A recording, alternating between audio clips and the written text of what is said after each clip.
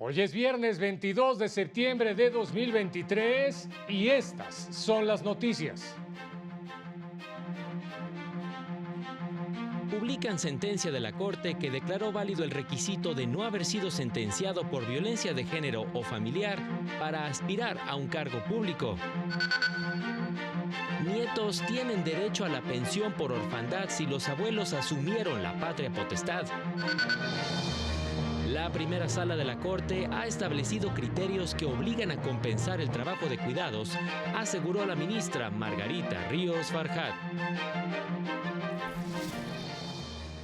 Hola, ¿qué tal? ¿Cómo le va? Qué gusto saludarle. Muy buenas tardes, soy Oscar González y a nombre de todo este equipo de trabajo le damos la más cordial bienvenida, por supuesto, a la información jurídica más importante, pero también y sin duda a la más relevante de México y de todo el mundo. Lo decíamos hace unos segundos, finalmente es viernes ya. Saludamos a mi compañera Nidia Díaz en la interpretación de lengua de señas mexicana. Hola, Nidia. Vámonos con toda la información. La Suprema Corte publicó la sentencia del Pleno en la acción de inconstitucionalidad 50/2022 y acumuladas, en la que invalidó diversas disposiciones del marco electoral, en este caso de Nuevo León. Entre ellas se encuentra la que obligaba a partidos políticos y coaliciones a postular al menos una fórmula de diputados de personas indígenas por falta de consulta previa, las que establecían el salario mínimo como base para calcular el financiamiento de los partidos políticos, las que regulaban las coaliciones por carecer de competencia, las que restringían acciones afirmativas a aquellas contenidas en la ley y las que prohibían la ofensa, difamación y calumnia en propaganda electoral. El Pleno declaró válidas las disposiciones que establecen como requisito de elegibilidad no haber sido sentenciado por violencia política de género, violencia familiar, delitos sexuales o por incumplir con las obligaciones alimentarias, y también las que prevén las acciones afirmativas a favor de los jóvenes y personas de la diversidad sexual. La segunda sala de la Corte estableció que un nieto sujeto a patria potestad se equipara a un hijo, por lo que puede solicitar al ISSSTE la pensión por orfandad cuando los abuelos la ejercieron por decisión jurisdiccional de forma previa, ante la ausencia de los padres y si hubiera existido dependencia económica. Este criterio lo estableció al declarar constitucionales el artículo 75 de la ley del ISSSTE, abrogada, y 36 del reglamento de pensiones. Al realizar una interpretación conforme, determinó que no violan los derechos de igual y no discriminación en relación con el derecho a la seguridad social. La sala argumentó que si bien en materia de seguridad social solo los hijos tienen derecho a la pensión por orfandad, atendiendo a la realidad social, los nietos sujetos a patria potestad ya se equiparan a los hijos cuando la abuela trabajadora actúa como madre del infante, asumiendo los deberes y obligaciones legales correspondientes. Este criterio tutela el derecho a la seguridad social y cuida el desamparo a los integrantes de la familia, de quienes debe garantizarse su subsistencia dada la muerte, en este caso, del sostén económico. En otro tema, combatir las detenciones arbitrarias es una obligación del Estado mexicano y un compromiso del Poder Judicial de la Federación. Al respecto, la Suprema Corte señaló que la seguridad y justicia requieren eliminar las detenciones arbitrarias. Para ello, es indispensable que las personas conozcan los derechos de las que en este caso pues las protegen de esta práctica que vulnera la dignidad. Entre ellos se encuentran la obligación de las autoridades de garantizar la seguridad mediante la procuración e impartición de justicia, lo que implica prevenir, investigar y perseguir los delitos.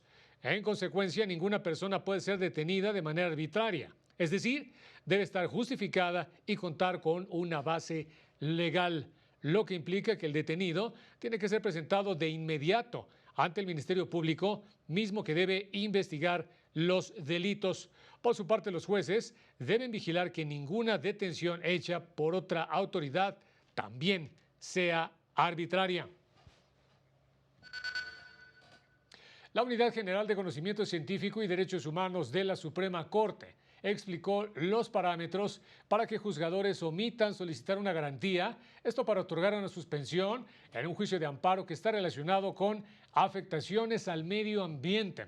Esto es cuando la violación al derecho a un medio ambiente sano es parte central del juicio, que sea actual o reciente y no solo hipotética, y que sea consecuencia directa del acto que se reclama.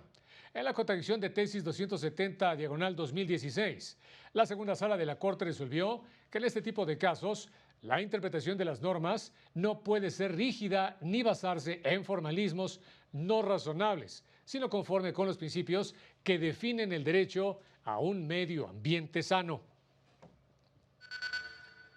Dice que en nuestro país hay un déficit en la confianza ciudadana en las instituciones públicas, por lo que es indispensable sensibilizar a los operadores judiciales sobre la importancia y las implicaciones de la legitimidad en el funcionamiento del sistema de justicia. Así lo expresó Carlos de la Rosa Xochitiotzi. Él es investigador del Centro de Estudios Constitucionales de la Suprema Corte, quien participó en el primer Congreso Internacional de Ética y Legitimidad Judicial. Y también porque por medio de este diálogo es posible encontrar soluciones y encontrar estrategias específicas que permitan a los operadores judiciales promover la legitimidad de su institución por medio de su actuación y sus decisiones. Pues ahí este tema, y en tanto, la Defensoría Pública Federal lanzó la convocatoria para participar en el curso de formación en la especialidad en defensa penal. Estarán disponibles 50 lugares para las personas que desempeñen dicha función en instituciones públicas federales y locales y 10 que tengan licenciatura en Derecho.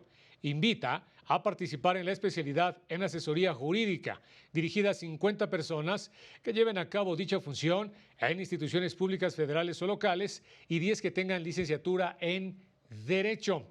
El curso es a distancia y tendrá una duración de 164 horas. El examen de admisión será el 29 de septiembre y el 10 de octubre se dará a conocer la lista de personas admitidas. En ambos cursos el cupo máximo será de 160 personas. Son en este momento las 2 de la tarde con 5 minutos. Vámonos rápidamente a unos mensajes y regresamos con más. Al regresar, juzgadoras demandan a instituciones educativas a denunciar la violencia de género.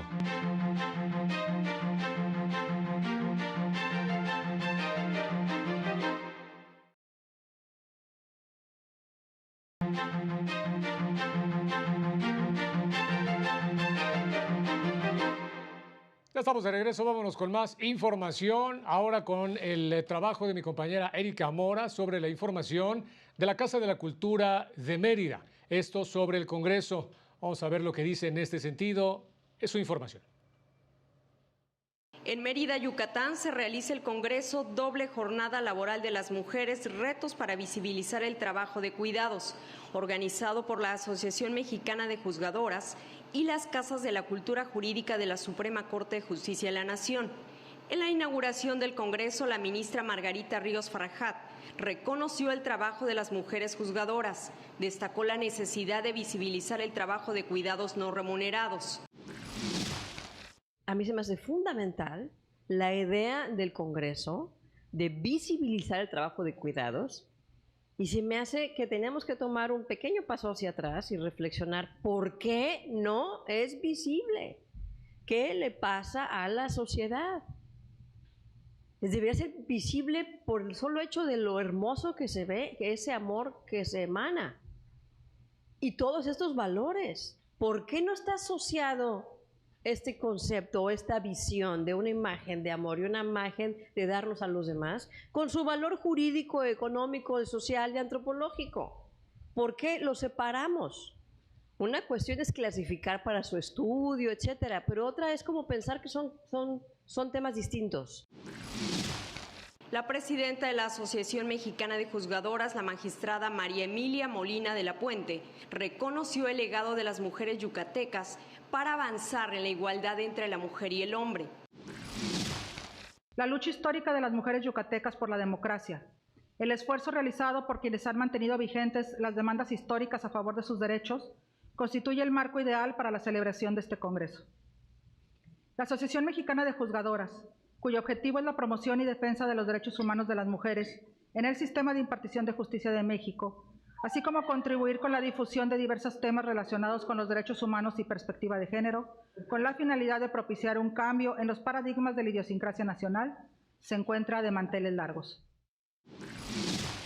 Y aquí desde Mérida, este Congreso de la Asociación Mexicana de Juzgadoras continuará este sábado. Participan juzgadoras federales y locales, presentan temas de relevancia sobre la política de cuidados, doble jornada y también los retos que representa para la Judicatura Federal conciliar el tema de los cuidados con las jornadas de las personas juzgadoras y de las servidoras públicas. Estarán participando panelistas de México y de América Latina. Las transmisiones serán por las redes de Justicia TV.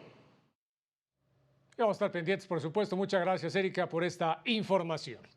En el marco de este Congreso, precisamente, la ministra Ríos Farjat entregó los reconocimientos a los ganadores del concurso La Cápsula Jurídica La Familia, una mirada a través del género, de la Facultad de Derecho de la Universidad Autónoma de Yucatán, y del concurso de cuento corto, una mirada hacia el futuro a través de las sentencias de la Facultad de Ciencias Antropológicas de la misma institución académica.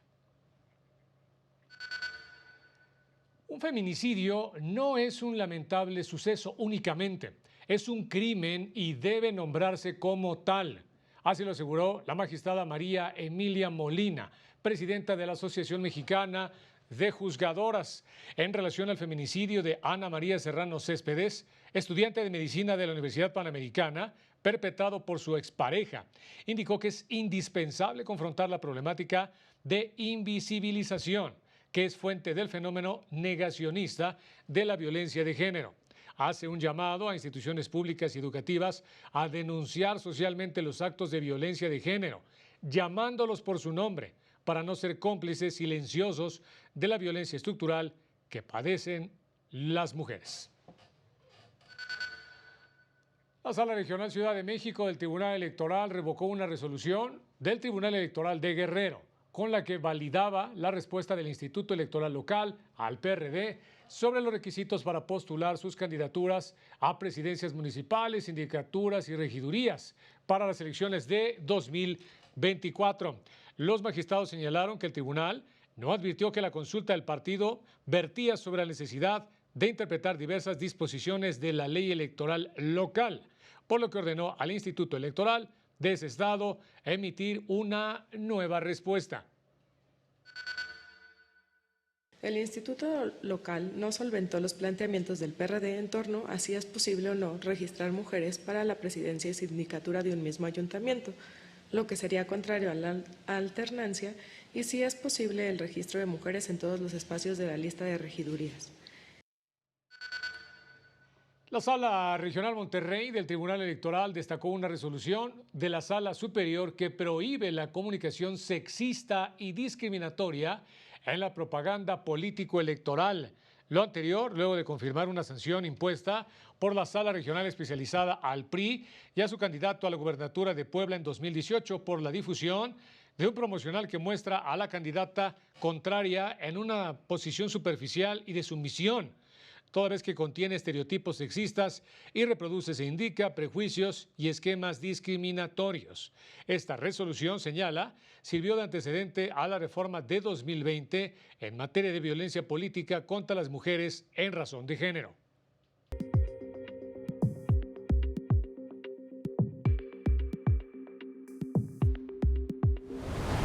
Para avanzar en la modernización del proceso judicial, el Poder Judicial de la Ciudad de México ha digitalizado más de 15 millones de expedientes de materias familiar y civil entre 2018 y 2022, que pueden ser consultados a través del servicio de solicitud de expediente en línea.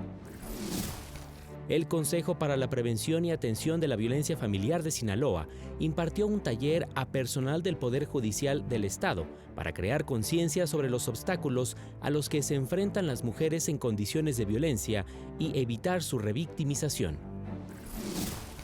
el Comité para la Atención de Conductas de Hostigamiento y Acoso Sexual del Poder Judicial del Estado de México aprobó el protocolo, los lineamientos y los criterios generales de su plan de trabajo en sesión ordinaria. El Poder Judicial de Campeche llevó a cabo una mesa de diálogo con la Red de Mujeres Indígenas de la comunidad de San Vicente Cumpich para atender la problemática de la desigualdad de género y diseñar estrategias para garantizar sus derechos. Para el canal del Poder Judicial de la Federación, Jesús Daza. Comentarle que en San José de Costa Rica se lleva a cabo el 28º encuentro de tribunales, cortes y salas constitucionales de América Latina. Un foro cuyos ejes temáticos se relacionan con la justicia abierta y el control de convencionalidad e impacto de las medidas de reparación establecidas en la jurisprudencia de la Corte Interamericana. En este foro se presentarán esta tarde los cuadernillos de jurisprudencia editados por la Suprema Corte de Justicia de la Nación y la Corte Interamericana de Derechos Humanos.